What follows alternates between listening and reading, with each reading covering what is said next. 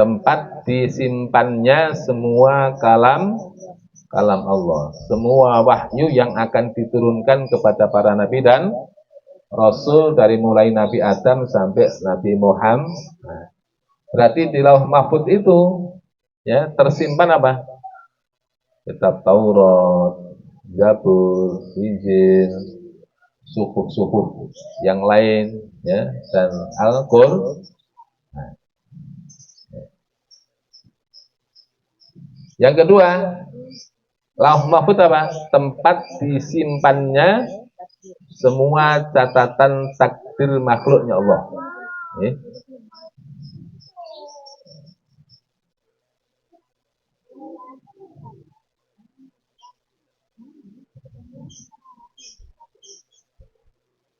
Nanti setelah selesai boleh dihapus ya. Jadi yang kedua, Lauh Mahfuz adalah tempat disimpannya semua catatan takdirnya makhluknya Allah Subhanahu wa taala. Ketika Allah menciptakan nurnya Rasulullah, ya, Nur Muhammad,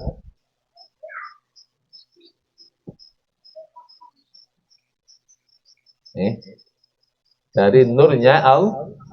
Makanya kenapa kok Rasulullah diistimewakan oleh Allah? Kenapa kok Nabi Muhammad diistimewakan oleh Allah? Karena memang bibitnya Kanjeng Nabi ini bahan bakunya dari nurnya Allah, bukan dari yang lain. Sementara makhluk-makhluk yang lain diciptakan dari nurnya Rasulullah. Setelah Allah menciptakan Nur Muhammad, maka dari sini Allah ciptakan apa? Al-Qalam. Ya, Allah ciptakan Al-Qalam. Kemudian Al-Arsh, Al-Kursi, Lauh Mahfuz, surga dan neraka, ruhnya para nabi dan rasul yang lain. Kemudian diciptakannya semua alam semesta ini. Semuanya dari cikal bakal nurnya Kanjeng Nabi. Makanya apa? Yang paling disayang Kanjeng Nabi maklum, kenapa? Karena langsung diciptakan dari nurnya Allah sendiri. Nah itu Lauh Mahfuz. Jadi Lauh Mahfuz itu ketika Allah menciptakan nurnya Muhammad dari nurnya Allah, maka dari situ Allah ciptakan namanya Al-Qalam. Iqra bismi rabbikal ladzi khalaqal insana min Iqra wa rabbukal akram alladzi 'allama bil qalam. Nah, Al-Qalam secara bahasa namanya ya pensil, pena, ya. Tapi hakikat pena yang dimaksud di sini berbeda dengan ini, beda dengan pensil. Ketika Allah menciptakan Al-Qalam, Allah perintahkan kepada Al-Qalam uktub,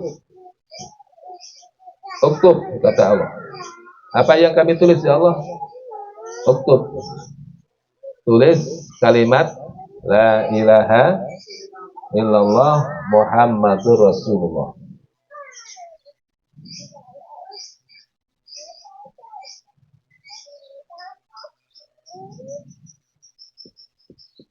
Nah, ini kalimat pertama yang ditulis oleh Al-Qalam sebelum Al-Qalam menulis yang lain. Setelah itu uktub, kata Allah. Tulis. Apa ya Allah yang kami tulis? Bismillahirrahmanirrahim. Lalu setelah itu Allah perintahkan untuk menulis semua makhluk yang akan diciptakan oleh Allah dengan seluruh ketentuannya, dengan qadar-qadarnya, takdirnya, dengan pokoknya sudah punya porsinya sendiri. Nah, berarti apa? Penciptaan alam semesta ini ditulis oleh Allah, diciptakan oleh Allah untuk dua, untuk supaya seluruh makhluknya Allah hanya mengagungkan Allah Subhanahu wa ta'ala dan bersaksi bahwa Muhammad adalah utusan Allah. Itu jinnya. Yang kedua, Allah di dalam menciptakan alam semesta ini dilandasi dengan Bismillahirrahmanirrahim. Bukan Bismillahil Jabbar Al-Qahar. Bukan Bismillahil Mutakabbir Al-Qahar atau Al-Aziz.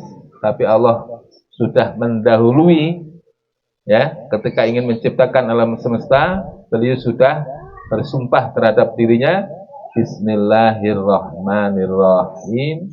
Semuanya diciptakan oleh Allah karena kasih sayang Allah Subhanahu wa ta'ala, karena rahmatnya Allah Subhanahu wa ta'ala. Kalau nggak karena kasih sayangnya Allah, ya Allah, kita ini kasihan. Manusia kasihan. Yang paling kasihan manusia. Kenapa? Banyak dosa. Begitu berbuat dosa kan langsung umpamanya langsung seandainya Allah membalas, tak gitu ya, kita nggak bisa hidup kita. Maka melihat yang diharamkan, langsung tahu-tahu ada kerikil mencolot, tok, atau makan makanan yang haram, nggak sengaja, langsung tahu-tahu ususnya brodol, ya. Cuman apa? Allah terlalu sayang kepada manusia. Innallaha innasi laraufur rahim. Sesungguhnya Allah terhadap manusia itu laraufur rahim, amat sangat kasih sayangnya, ya. Nah, ini proses ingzalan. Yang kedua, proses tangzilan. Dari kata nazzala yunazzilu tangzilan.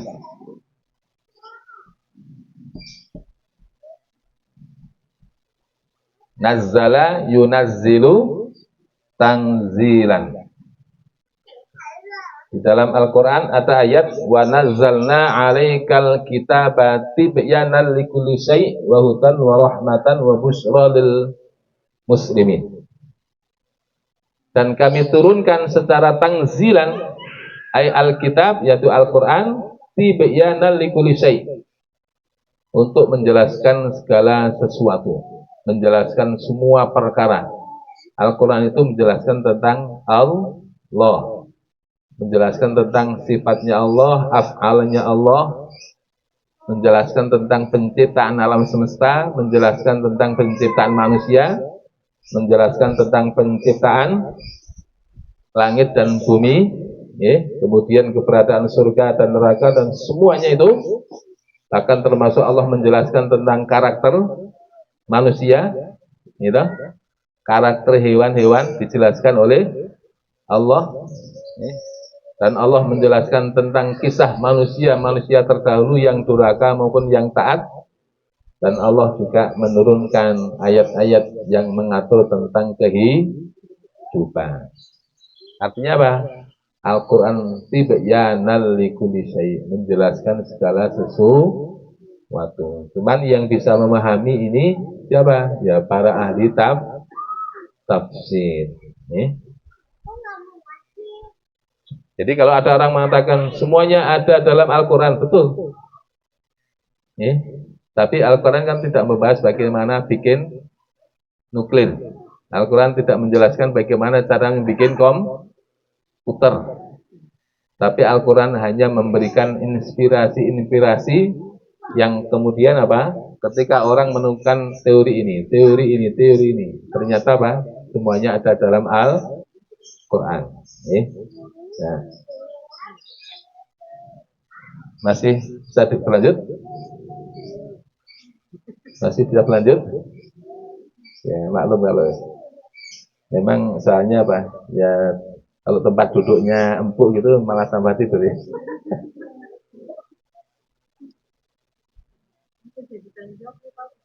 Ya. Silakan bertanya. Ya, soalnya beda ngaji fikih dengan ngaji begini ya. Kalau ngaji gini ini agak apa? Ya, agak mikir, harus agak. Ya, silakan mau tanya. Ya.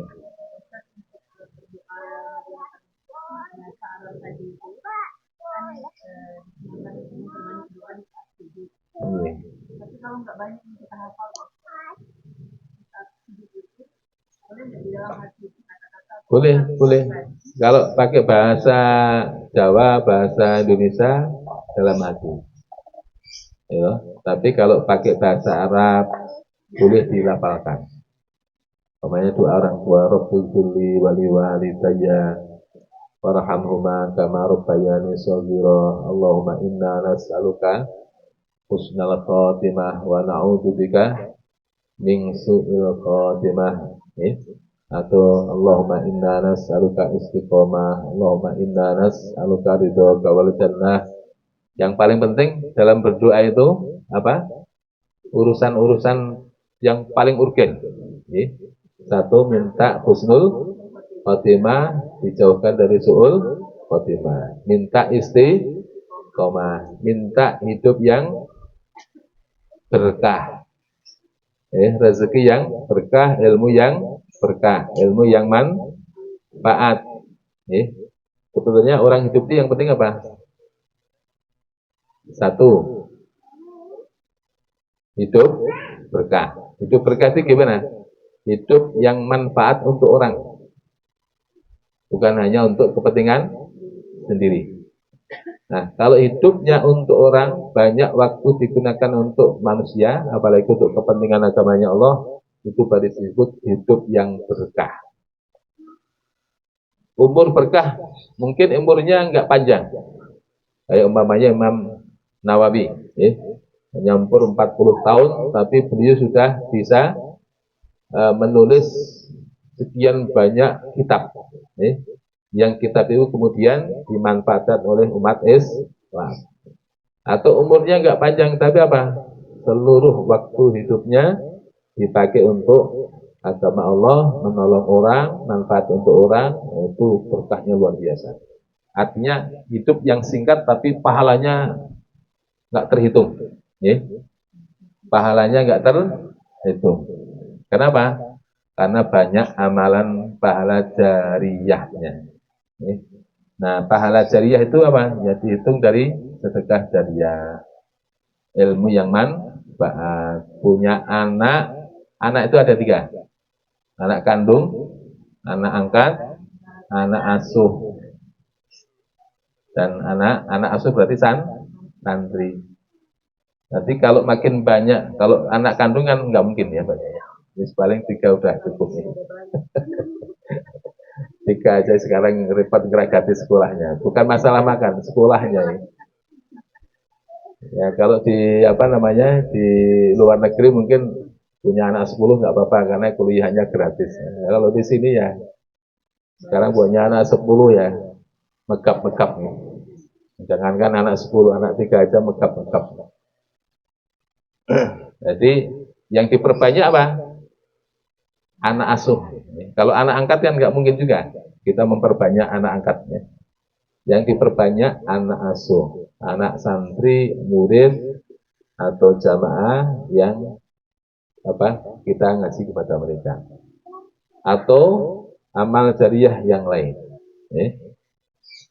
Nah, semakin banyak amal jariyahnya, maka hidupnya makin berkah.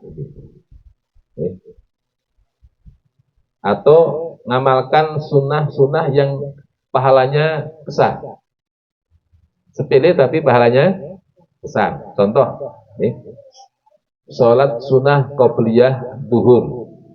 Ada 2 metode, 2 rakaat atau 4 rakaat. Kebanyakan 2 rakaat. Tapi yang sunnah muakkadah 4 rakaat. 4 rakaat itu 1 kali salam. Apa pahalanya? Sholat sunnah qobliyah duhur 4 rakaat sekali salam. Kata Habib Salim bin Abdullah As-Satiri, seorang ulama besar dari Tarim Hadramaut, beliau mengatakan pahalanya sebanyak rambutnya orang-orang kafir. Lebih banyak orang kafir apa orang Islam? Lebih banyak orang kafir. Ya. Kata beliau, pahalanya sebanyak jumlah rambutnya orang-orang kafir. Jumlahnya aja udah miliaran, apalagi itu plus rambutnya ini. Ya. Kalau jumlahnya aja umpamanya 5 miliar kali jumlah rambutnya ini berapa ini? Berarti sudah bermiliar-miliar. Hanya 4 rakaat sebelum duhur sekali salam. Jadi niatnya apa?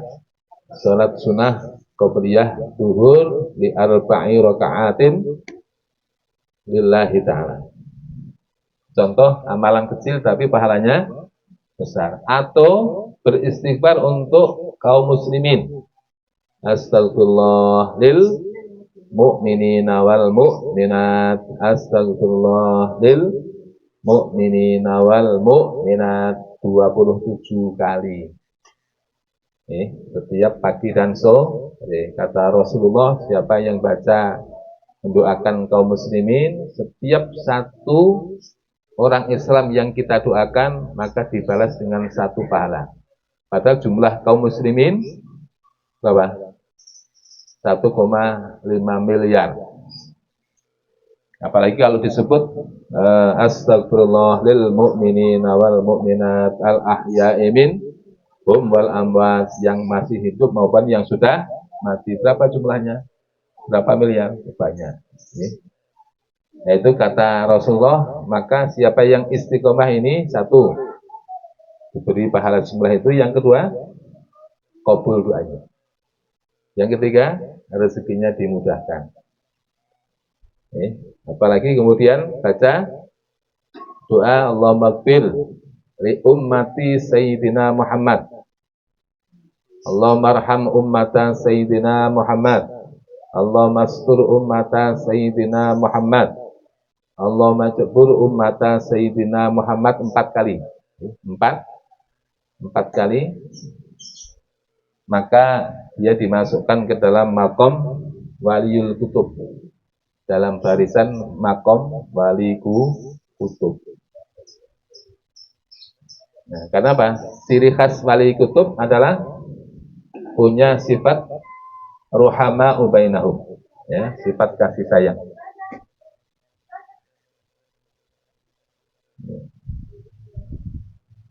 Oke. Apa? Oh ya. Allahumma gfir li ummati Sayyidina Muhammad. Allahumma arham ummata Sayyidina Muhammad. Allahumma astur ummata Sayyidina Muhammad. Allahumma jabur ummata Sayyidina Muhammad. Dibaca 4 kali habis sholat subuh atau pagi hari untuk wirid.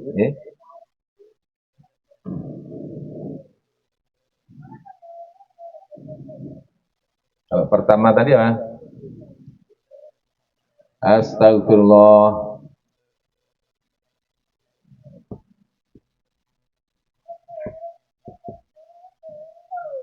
lil mu'minin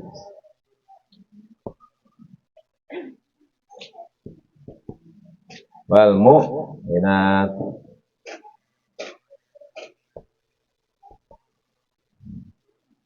Berapa? 27 kali. Terus apa? Allahumma gfir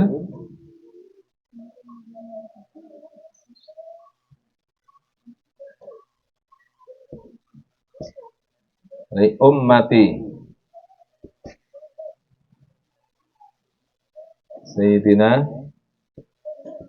Muhammad. Allahumma arham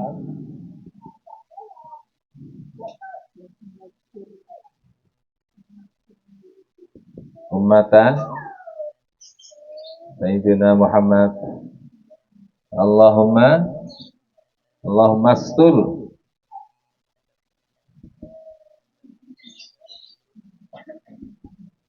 Sayyidina Muhammad. Allahumma jabur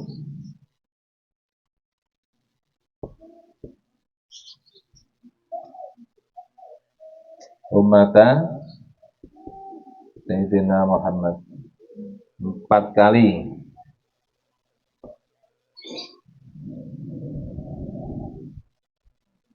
maka dia akan dimasukkan ke dalam derajat martabat makom wali kutub. Jadi kenapa kok disebut dimasukkan ke situ? Karena setiap hari mendoakan umatnya Kanjeng Nabi. Didoakan apa? Dimintakan ampun, dimintakan kasih sayang. Ciri khas utama seorang wali, wali kutub itu apa? Kalau lihat umatnya Kanjeng Nabi itu sayang. Semaksiat apapun, kalau seorang wali lihat umatnya Rasulullah, bukan dengan pandangan benci, bukan dengan pandangan menghina, tapi apa?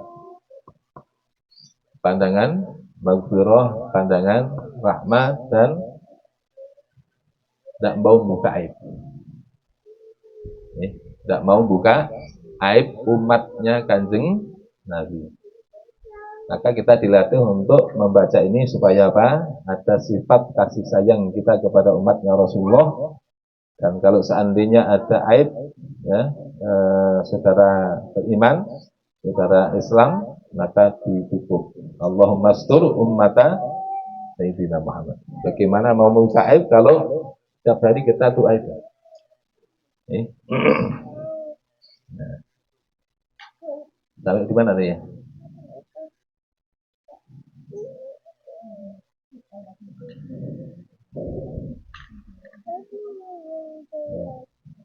Ya, kita lanjut.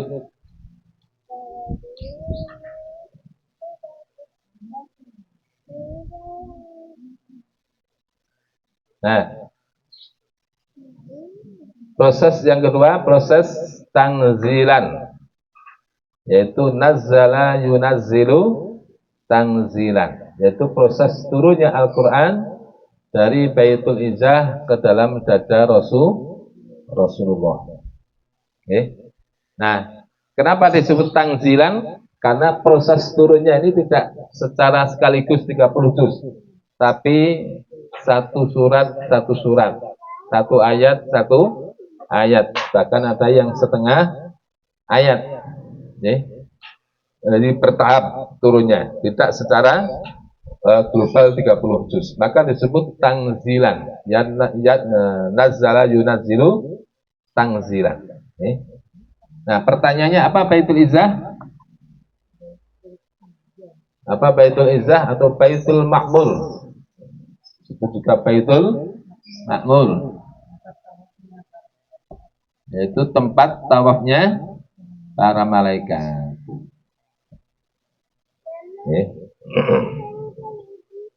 Jadi ini penjelasan ini saya dapatkan dari guru saya dan juga di kitabnya Zubdatul Itqan fi Ulumil Quran, yaitu kitab karangannya Mbah guru saya Buya Syed Muhammad bin Alawi Al-Maliki, dan juga kitab Al-Itqan fi Ulumil Quran.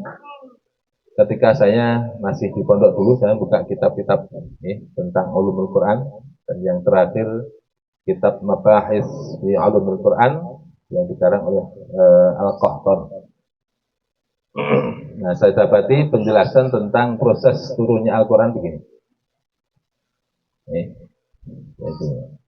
Jadi Baitul Izzah, istilahnya apa? Baitul Izzah tempat transitnya Al-Quran. Tempat transit turunnya Al-Quran. Sebelum diturunkan ke Rasulullah, transit sendiri. Nah, kemudian bagaimana hubungannya antara turunnya Al-Quran dengan setiap tahunnya Lailatul Qadar? Kan setiap tahun ada malam Lailatul Qadar di 10 hari yang terakhir, khususnya malam-malam ganjil, malam 21, 23, 25, 27, dan 29. Apa hubungannya? Kan malam Lailatul Qadar kan sudah terjadi ketika apa? Turunnya Al-Quran ke sini kan hanya sekali. Tapi kenapa setiap bulan Ramadan ada Lailatul Qadar? Kenapa? Kenapa Ibu? Nah, nah gimana ya? Untuk apa? Nah, kemuliaan Lailatul Qadar di mana Al-Qur'an diturunkan pada malam hari itu, tabarokahnya diturunkan oleh Allah setiap tahunnya di bulan Ramadan di 10 hari yang terakhir. Untuk apa? Sebagai karunia khusus umatnya Rasulullah. Ya. Karena apa? Sebelum umatnya Rasul nggak ada. Lailatul Qadar tidak ada. Tapi kemudian dijadikan sebagai keistimewaan bagi umatnya Rasulullah. Karena apa? Karena Allah tahu umatnya Rasulullah umurnya pendek, dosanya banyak. Sehingga apa? Untuk mengejar amal-amal umat terdahulu, kalau hanya mengandalkan amal kita, maka sangat-sangat sedikit. Ya. Sehingga ketika Rasulullah cerita tentang salah satu nabi dari kalangan Bani Israel, yaitu Nabi Sam'un al-Ghazi. Kalau literatur barat bukan Sam'un tapi Samson. Samson. Nah, ketika beliau cerita tentang Sam'un al-Ghazi yang dia berjihad selama 1000 tahun, sholat malam, siang puasa, malam puasa, malam hari dia tahajud, kalau siang dia puasa dan jihad melawan orang-orang kafir seorang diri, karena dia nggak punya pengikut. Jadi satu-satunya nabi yang tidak punya pengikut hanya Sam'un al-Ghazi, sehingga dia berperang dengan orang-orang kafir hanya seorang diri. Nah, ketika Rasulullah cerita di depan para sahabat, sahabat istilahnya apa? Ya merasa kecil. Ya Rasulullah, gimana bisa kita ini yang umurnya pendek bisa menandingi amal solehnya orang-orang terdahulu ya Rasulullah. Kita ini kan umurnya nggak panjang ya Rasulullah. Sementara waktu yang kita miliki nggak semuanya kita gunakan untuk ibadah. Maka Allah turunkan Al-Qadar. Inna anzalnahu fi Lailatul Qadar. Wa ma adraka ma Lailatul Qadar. Lailatul Qadri khairum min alfi syahr. Tanazzalul malaikatu warruhu fiha bi'idni rabbihim min kulli amr.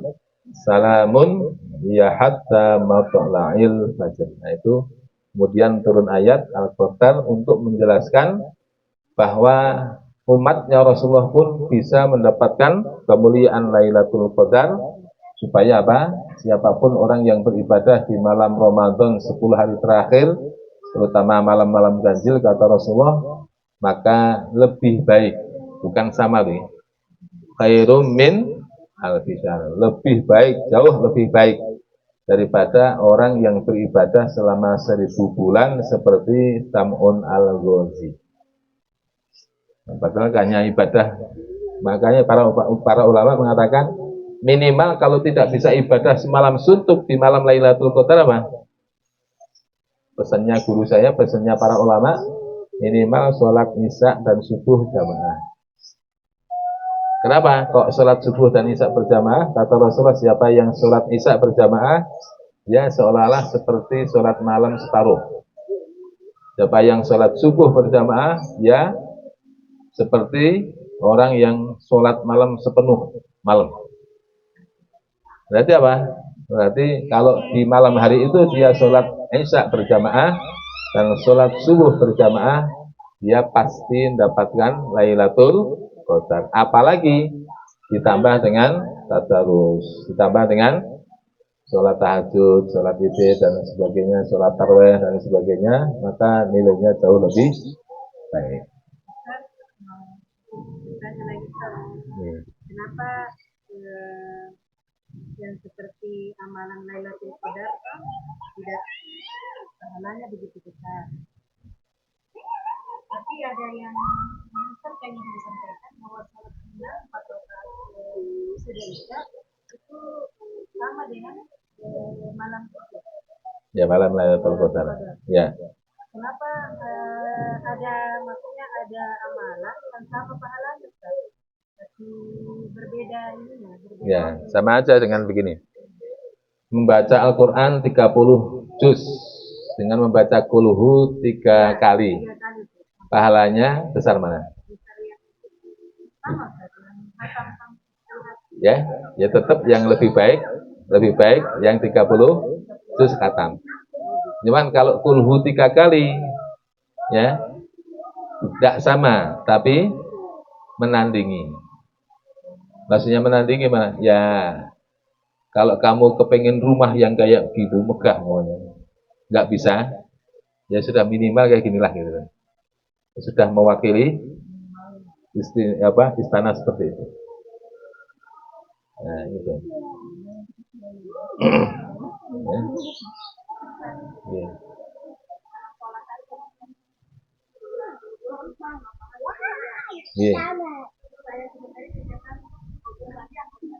Ya. Pahalanya tidak sama.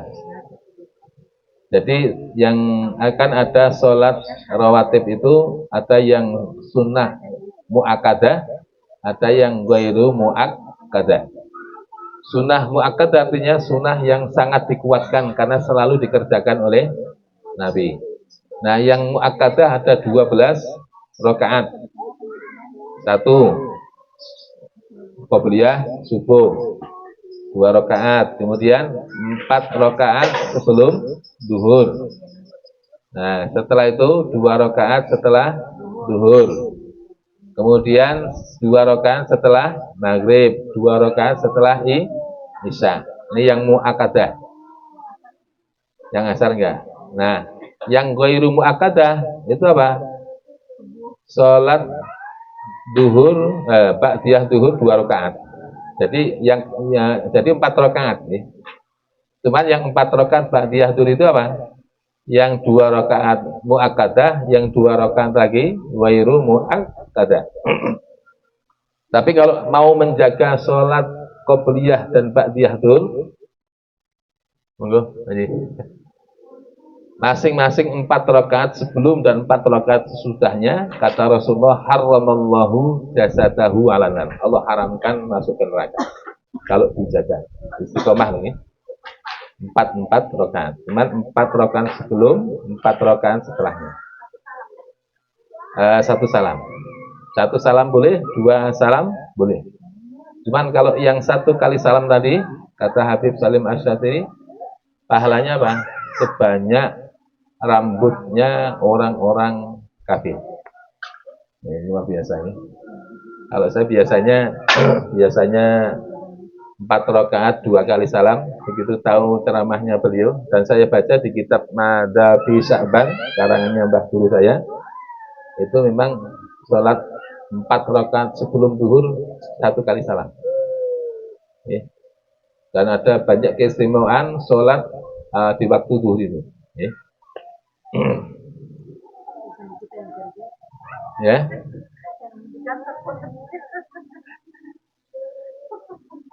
Ya, cari pahala yang lain. Kalau ibu-ibu itu nggak perlu yang amalan-amalan gitu. Yang penting apa? Sama suami taat, terus nuttaba'ul sudah ada. Itu pahala nggak bisa ditandingi oleh pahala amalan apapun. Ya, setelah sholat. Jadi nanti ibu-ibu sebelum dihisap yang lain-lain, ya, tentang sholatnya, tentang lain-lain, pertama kali yang akan dihisap dari kalangan ibu-ibu apa? Husnul taba'ulnya kepada suami. Ya. Lalu kemudian sholatnya.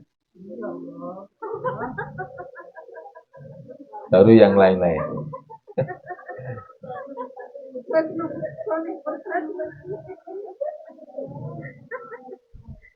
Makanya apa? Makanya urusan dengan suami jangan disepelekan, ya. Jangan disepelekan, jangan dianggap enteng. Ini penting.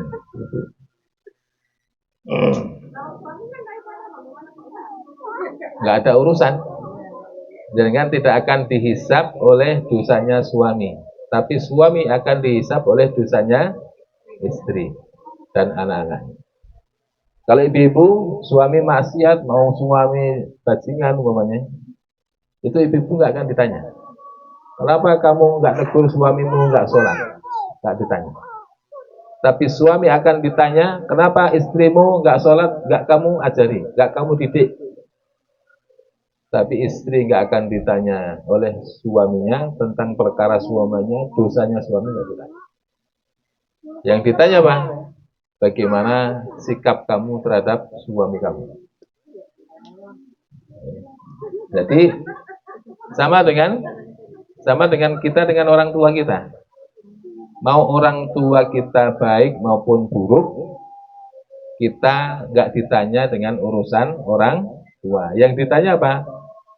Sikap kita sama orang tua. Tapi orang tua akan dimintai tanggung jawab dosanya anak-anaknya. Jadi mau orang tua kita jahat maupun baik, ya, nggak ada urusan. Yang penting apa? Tetap birrul walidain.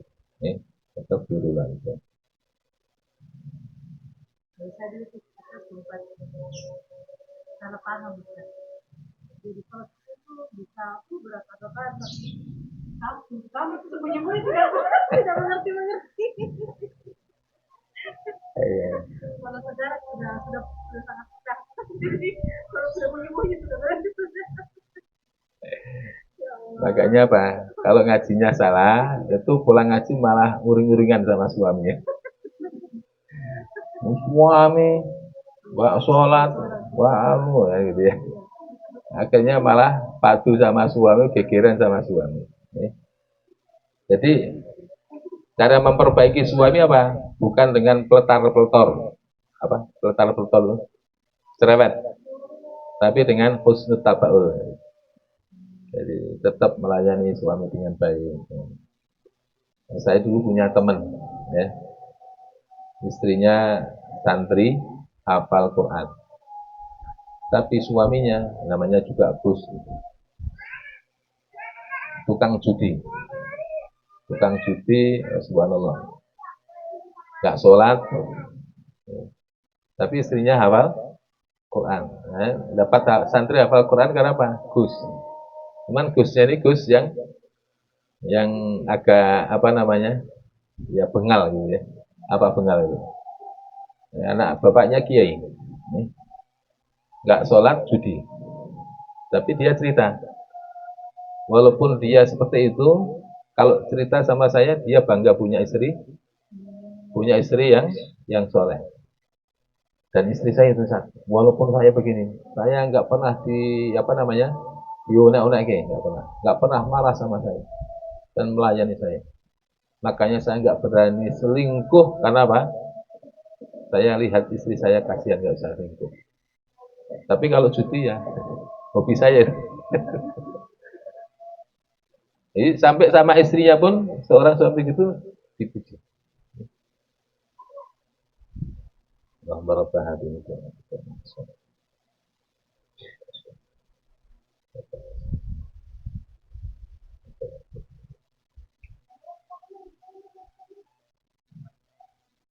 Sama tadi mana? Sudah berangkat. Lanjut sebentar. Oke.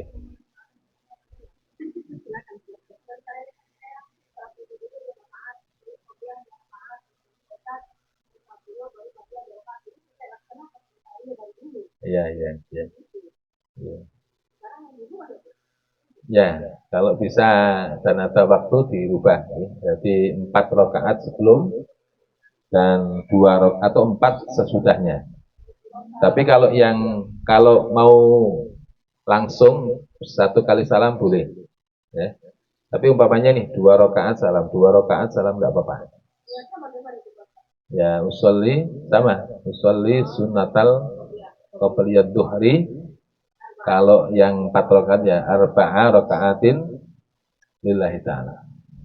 Kalau sholat sunahnya duanya, Ya, misalnya 2 rakaat. Boleh. dengan niat wudhu apa yang wudhu ini sunnah wudhu Sunnah wudhu. ya digabung begitu niatnya Ustaz tapi itu satu kali sholat Nanti kali sholat. Boleh. Boleh. Sholat sunnah qobliyah dulu plus sholat sunnah wudhu tapi 2 rakaat. Boleh. Boleh. Nggak apa-apa. Ya kan ada sholat sunnah wudhu. Tapi ternyata umpamanya waktunya sempit nih. Waktunya sempit, nggak apa-apa. Tapi kalau ada waktu ya sholat sunnah wudhu sendiri, sholat sunnah qobliyah sendiri. Ya seperti halnya kita masuk masjid, ya kan? Sudah adzan, sudah kemudian sholat sunnah tahiyatul masjid atau qobliyah. Ya, boleh dirangkap dua-duanya. Ya, boleh dirangkap. Artinya otomatis para ulama mengatakan sholat sunnah qobliyah itu juga sudah meropel dari sholat tahiyatul masjid. Nah, kalau itu bisa istiqomah 4 rakaat sebelum dan 4 rakaat sesudahnya, maka haramallahu jasadahu alanna. Diharamkan neraka baginya.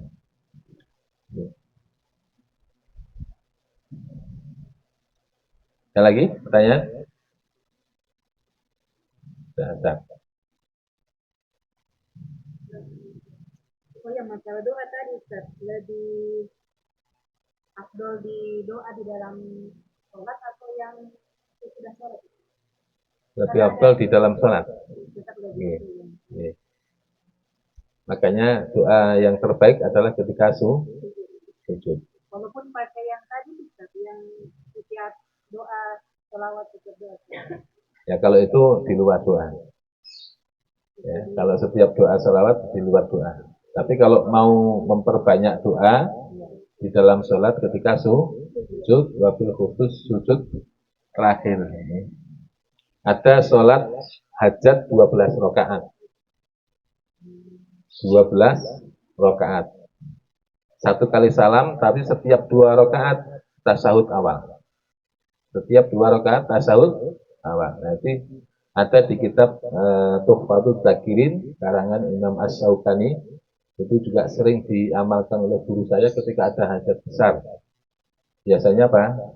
Santri-santri disuruh sholat malam, sholat hajat 12 rakaat. Nah, itu nanti di sujud yang terakhir, ya, sujud yang terakhir ada bacaan nanti. Ayat kursi 7 kali, Fatihah 7 kali, kemudian Falak Anas 7 kali, Al-Ikhlas 7 kali, terus kemudian ada lagi, ya. Kalau dihafal bagus itu. Kalau diamalkan, paling tidak saya sudah pernah mengamalkan, walaupun hanya sekali. kalau 12 itu dibacanya 12 1 kali salam. Ya, enggak boleh. Karena hadisnya begitu. Jadi 1 kali salam setiap 2 rakaat tasyahud awal. Ya, seperti orang tasyahud awal. Nah, setiap 2 rakaat tasyahud. Setiap 2 rakaat. Tapi nanti di rakaat yang ke-12 itu baru salam. Nah, sebelum salam itu ada sujud, ada bacaannya di situ. Nah, itu diamalkan juga oleh guru saya dan para santri-santrinya, dan saya juga pernah ikut. Ya, sesuai besar kecilnya hajat dan kebutuhan. Nah, masih panjang, Ibu, saya menjelaskan tentang ini, apalagi nanti tentang proses periwayatan Al-Quran yang bersifat mutawatir. Jadi nanti kita bisa buktikan bahwa Al-Quran yang kita baca hari ini sama dengan Al-Quran yang dibaca oleh Rasulullah. Dan kita bisa buktikan bahwa Al-Quran yang kita baca hari ini adalah firman Allah. Kalamullah, bukan karangan orang lain, bukan karangan manusia, bukan karangan Rasulullah. Demikian, kalau tidak ada pertanyaan, kita tutup dengan doa akhir majlis. Subhanakallahumma wa bihamdik, asyhadu an la ilaha illa anta astaghfiruka wa atubu ilaik. Atada minni wala'afu minkum. Wassalamualaikum warahmatullahi wabarakatuh. Wassallallahu ala sayyidina Muhammad walhamdulillahi rabbil alamin. Rabbana anfa'na bima 'allamtana wa 'allimna alladhi yanfa'una. Zidna ilma walhamdulillahi ala kulli hal. Allahumma inna na'udzubika min ilmin la yanfa' wa qalbin la yakhsha wa 'amalin la yurfa' wa da'watin la yustajabu laha bi rahmatika ya arhamar rahimin. Allahumma inna nas'aluka istiqamah. Allahumma inna nas'aluka husnal khatimah. Wa na'udzu bika min su'il khatimah. Rabbana atina fid dunya hasanah wa fil akhirati hasanah wa qina adzabannar. Sallallahu ala sayyidina Muhammad walhamdulillahi rabbil alamin. Bismillahil Fatihah.